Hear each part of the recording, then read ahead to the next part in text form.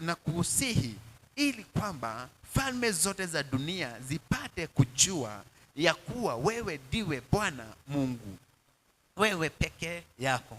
Ndipo Isaya mwana wa Amosi akapeleka ujumbe kwa Hezekia akasema, Bwana Mungu wa Israeli asema hivi, kwa kuwa umeniomba juu ya Senakeribu mfalme wa Ashuri, mimi nimekusikia. Tamko alilo litamka Bwana katika habari zake ndilo hili, Bikira binti Sayuni amekudharau na kukudhihaki sana. Binti Yerusalemu ametikisa kichwa chake juu yako. Ni nani uliyemshutumu na kumtukana? Umeinua sauti yako juu ya nani, na kuinua macho yako juu ya mataifa wa Israeli? Mstari wa 23 inasema, kwa vinywa vya wajumbe wako umewashutumu Bwana akisema, kwa wingi wa magari yangu nimepanda juu ya vilele vya milima mpaka mahali pa ndani pa Lebanoni, nami nitaikata mierezi yake mirefu na kumisunobari yake mizuri, nami nitaingia ndani ya makazi yake yaliyo mbali sana na msitu wa shamba lake. Amen. Bwana Yesu apewe sifa. Tumefikisha 23. 24 kumalizia, utamalizia peke yako. Hallelujah. Praise be to the name of the Father. Tunaangalia hali ya kuwa na moyo wa msamaha, moyo wa kububujika. Na huu ndio moyo ambao unamguza Mungu. Amen. Praise be to the name of the Lord. Tunaangalia katika kitabu cha Wafalme wa Pili 18, tunaona kuna hawa ambao ni wana wa Nineve, ndio walikuwa wanaitwa the Assyrian, Ashuri. Hallelujah. Katika hiki kitabu chapter 18 na chapter 19, bado tukisoma tunanenea kuhusu Nineve. Hallelujah. Wenye walikuwa pale ndio walikuwa Ashuri. Na walikuwa, tulisema ya kwamba Ashuri ilikuwa amri jeshi, lilikuwa jeshi kuu, na lilikuwa na magari ya vita. Tukasema ya kwamba walikuwa na teknolojia ya hali ya juu. Haleluya. Na chenye walikuwa wanafurahia ama wanajiringia ni kuona ya kwamba walikuwa wanaweza kukomesha mataifa mengine. Haleluya. Lakini kwa sasa wamefikia katika nchi ya Yerusalemu, na katika Yerusalemu kuna mji ambao unaitwa Yuda. Na mji wa Yuda, yule ambaye alikuwa wakati huu akitawala alikuwa anaitwa Ezekieli. Hallelujah. Praise be to the name of Jesus. Senakeribu ambaye sasa ndiye alikuwa anaongoza kikosi cha majeshi, akatumana na akawaambia ya kwamba nyinyi ambaye mko katika Yuda, tutakuja na tutaweza kuwaangamiza kama ambavyo tumeangamiza mataifa mengine. Praise be to the name of Jesus. Na zaidi wakasema ya kwamba nanyi mnasema ya kwamba hamuwezi kupigwa sababu ya Mungu wenu. Anatoa mfano, anawaambia tazameni, anaanza kutaja mataifa ambayo walikuwa wameyakonga, mataifa ambayo walikuwa wameyapiga. Na wanawaambia ya kwamba tuliweza kuwapiga na pia tukaweza kuteketeza miungu yao. Hallelujah. Praise be to the name of Jesus. Na wakati alituma wajumbe na wakafika kwa Ezekieli, Ezekieli hata hakujibu mengi. Chenye alisikia uzito ni kusikia ya kwamba wanamdunisha, wanamtweza Mungu aishie hai. Amen. Praise be to the name of the Lord. Hapo ndio nilikuwa nataka tukuje. Wakati ambapo umevalia hiyo robe, vazi la msamaha, kuna uchungu unaingianga katika moyo wa mwanadamu, moyo wa kutenda mema. Kuna moyo wa kazi ya Mungu. Amen. Praise be to the name of the Father. Wakati unasikia ya kwamba kazi ya Mungu inaanguka, moyo wako unafadhaika, moyo wako unaumwa na uchungu. Haleluya. Jina la Bwana lipewe sifa. Hivi ndivyo Ezekieli alifanyika. Sababu gani? Yeye alikuwa tayari, katika moyo wake ulikuwa chini. Na tulisema ya kwamba wakati moyo wako umeshuka chini, naye Mungu huwa anainuliwa. Amen. Praise be to the name of the Lord. Na Mungu huwa anaguzwa na moyo ambao unabubujika. Na kwa hivyo, kwa kudumisha neema ya Mungu, lazima mioyo yetu iwe ni ya kushuka chini na kuguza Bwana. Amen. Praise be to the name of the Father. Maandiko mstari wa 10 chapter 19 inasema wakavalia mavazi ya gunia na wakalilia Mungu. Haleluya. Na tunaona hivi, wakati walililia Mungu, Mungu aliweza kuwasikia. Na Ezekieli anasema ya kwamba ni kweli waliweza kuangamiza mataifa na kuteketeza miungu yao. Lakini waliiteketeza sababu hiyo haikuwa Mungu. Hiyo ilikuwa miungu. Ilikuwa kazi ya mikono ya wanadamu. Amen. Praise be to the name of the Father. Na akaendelea na akarudisha ripoti. Na wakati alirudisha ripoti, tunaona ya kwamba Senakeribu hakuachia pale. Akajikakamua, akasema ya kwamba lazima atapigana. Ninashukuru Mungu wa mbinguni, sababu wakati Ezekieli alienda tena mbele za Mungu na kilio, akaweza kuomba ya kwamba Bwana akawakumbuka. Mungu aliweza kuwakumbuka. Na maandiko inaniambia vizuri ya kwamba wakaambiwa ya kwamba wao hawataweza pia kuingia kwenu. Haleluya.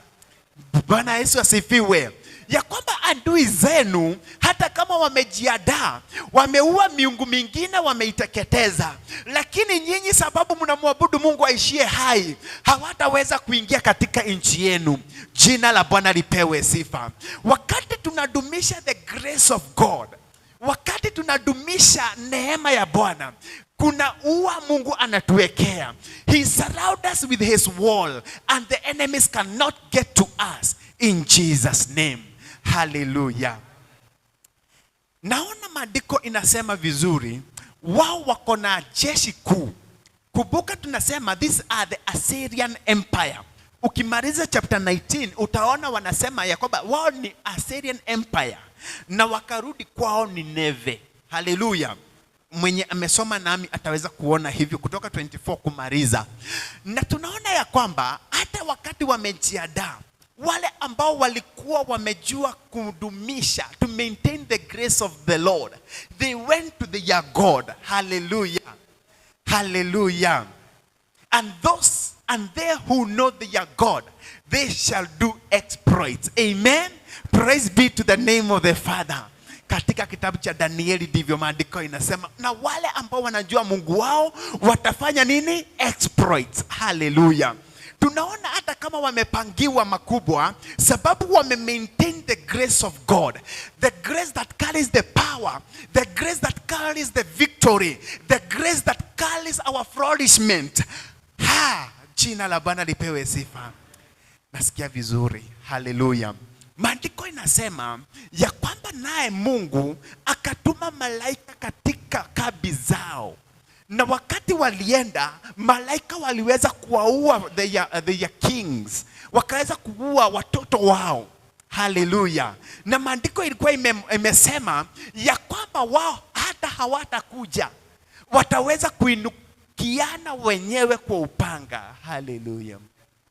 Na hivyo ndivyo Bwana aliwapigania. Because of maintaining the grace. Hallelujah. Jina la Bwana lipewe sifa.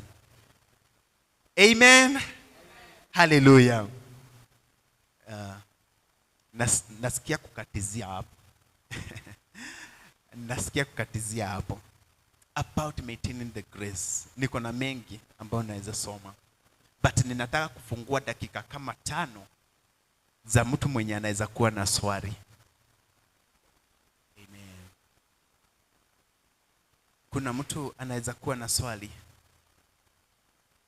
Tumesoma kitabu cha Jonah, tumesoma about the grace, tumesoma vitabu zingine nyingi, na pia katika kitabu cha 1 Kings 18 and 19, na tunaweza endelea kusoma. na sitaki kuendelea. Nikianza kuendelea kutoka hapo sitaweza kuingiana na masaa yetu, sababu pia ni vizuri kuangalia masaa. Leo ni siku yetu ya Pastors Day, na ni vizuri pia tuweze kuangalia masaa. Pia tuko na open air. Asante sana. Elda akona kitu cha kusema. Ni swali tu ninataka kuuliza kuhusu hilo somo wa madharau. Ni wewe umetusomea. Na ile barua aliletewa. Aliingia kwa nyumba yake, akainua hiyo barua, akaifungua, kama kuambia Mungu asome. Fungulia, atisoma kile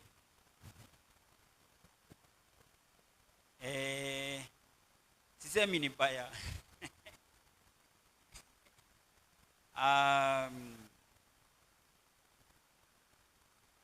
Alifanya kitendo ambao hatufanyi sana.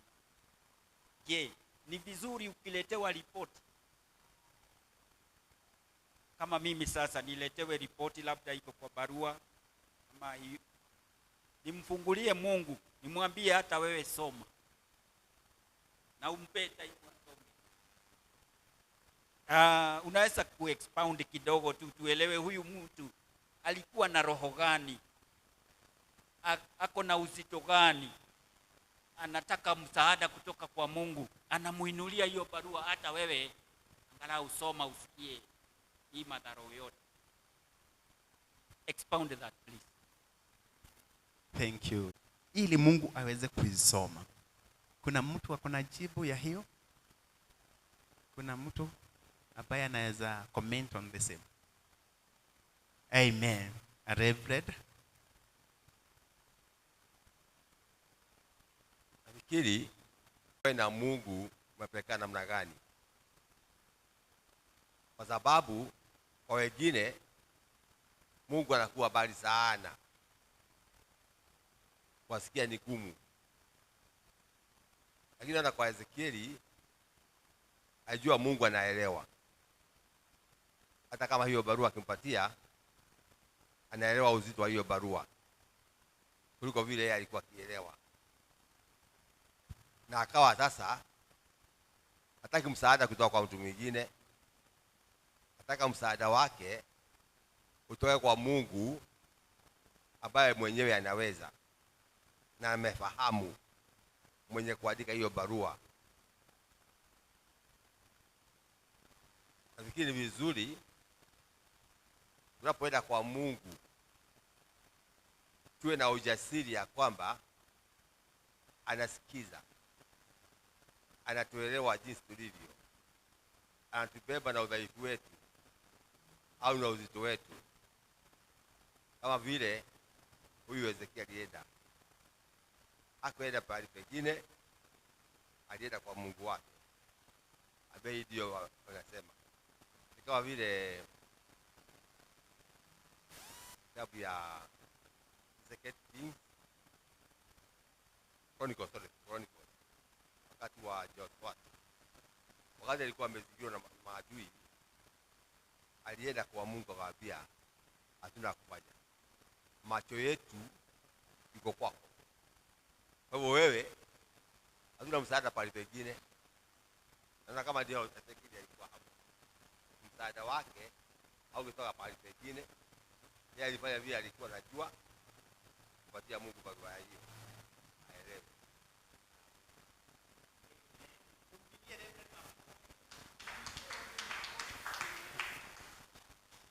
Najua wale hawakupata hiyo, tumesomewa Second Kings chapter 19. Ukisoma Second Kings chapter 19 verse 14 and 15, inasema Hezekiah received the letter from the messengers and read it. He went up to the temple of the Lord and spread it out before the Lord.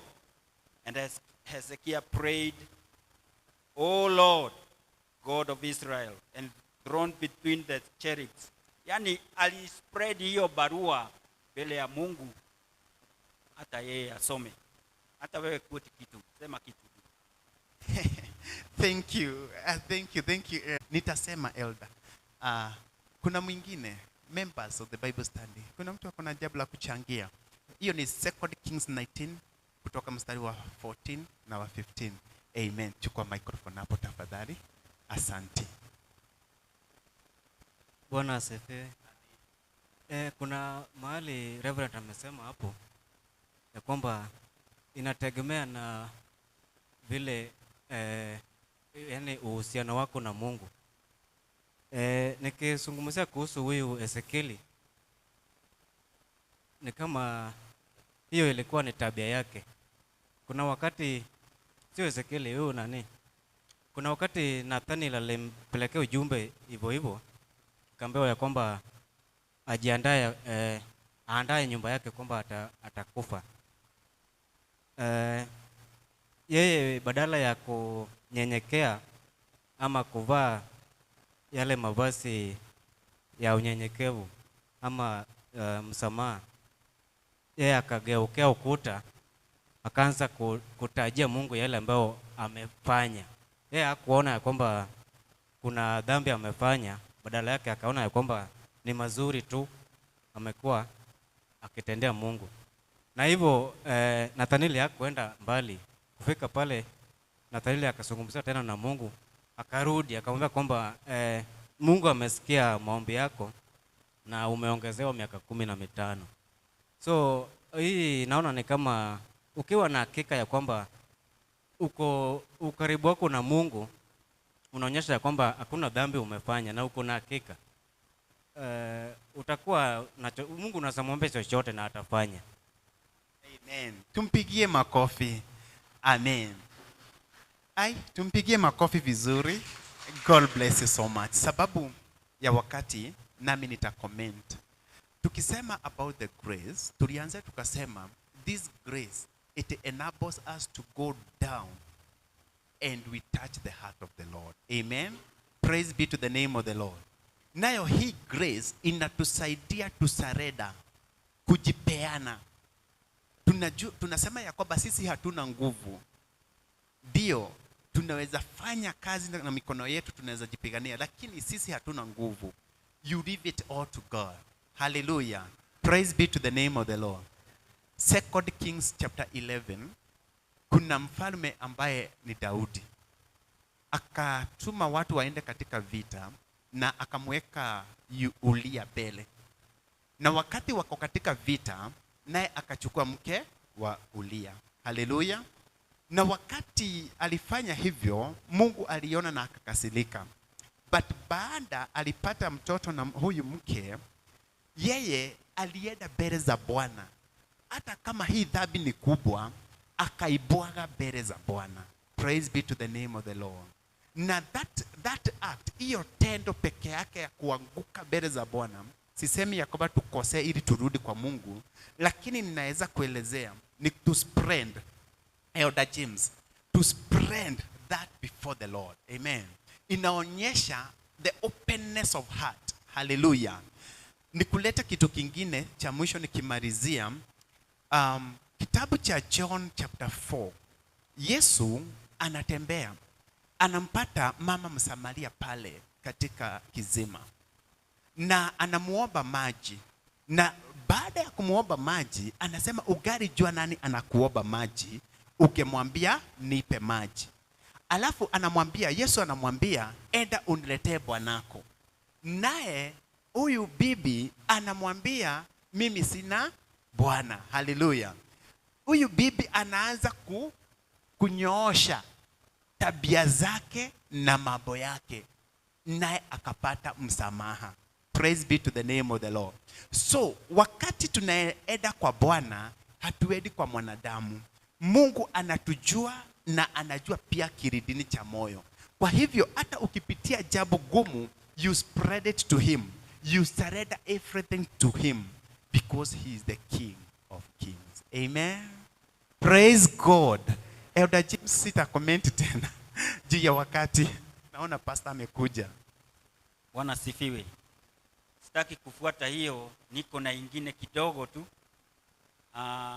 kuhusu wale wana wa Nineve. Walitoa nguo zao nzuri wakavaa magunia. Hapo sina swali, kwa sababu ninaona vile walifanya. Lakini kuna tabia ingine kwa Biblia, mtu akitaka kutumbu dhambi zake anararua nguo zake ati kwa kurepent. Siku hizi hakuna watu wanararua nguo, sijui zimekuwa bei kali sana, ama ungetaka tuwe tukifanya nini? Sababu nikirarua nguo, tusaidie tafadhali. Nashukuru. Nguo zimekuwa bei ghali. Haleluya.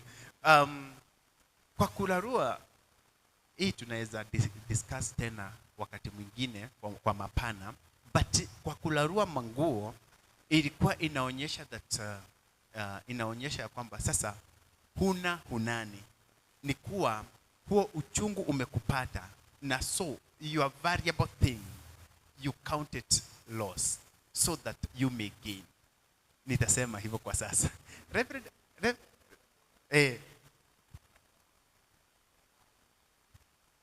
Kwa sasa Kristo alichukua dhambi zetu zote msalabani, na neema si kwa matendo yetu ya kurarua nguo na nini. Neema ni Mungu tu. Kwa ningesema ya kwamba sasa tuko chini ya neema, tuko chini ya sheria, au kama sasa unajua watu wengine wanaona kwamba ukifunga siku 40 ndio Mungu atakusikia. Sio hivyo. Mungu atakusikia hata ukiongea dakika moja bila kufunga. Atakusikia kama you are genuine and you are open to him.